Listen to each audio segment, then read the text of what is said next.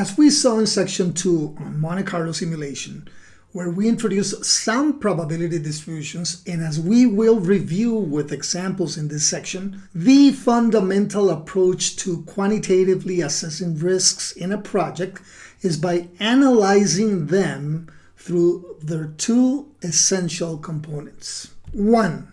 Risk frequency represents how many times a risk event occurs over a period of time. It is generally expressed in non-negative integer values. For example, the number of times a system failure occurs in a month. And 2, severity or impact, represents the monetary cost associated with the materialization of a risk. Now, to model these two components, we will use different probability distributions. To model risk frequency, we could use a Bernoulli for events that either occur or do not occur, a system failure, a binomial distribution for events that occur a finite number of times within a set of trials, for example, a supplier delivery delay, a Poisson distribution for events that repeat over a period of time or space, for example, the number of machine breakdowns per month, and the discrete uniform for events where all possible values have the same probability within a defined range. Now, in order to model the monetary impact of a risk, we could use a PERT,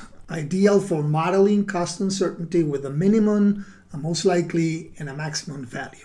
Or a triangular distribution, which is similar to a PERT, but simpler to calculate and assign probabilities. To combine both elements, frequency and impact, in the simulation, a mathematical process called convolution is used, allowing us to calculate the total effect of a risk on the project. It is important to note that this process is not simply a multiplication. Note that this process was explained in Section 217, Convolution of Frequency and Severity. In this section, we will delve deeper into how to model and understand project risks using these concepts.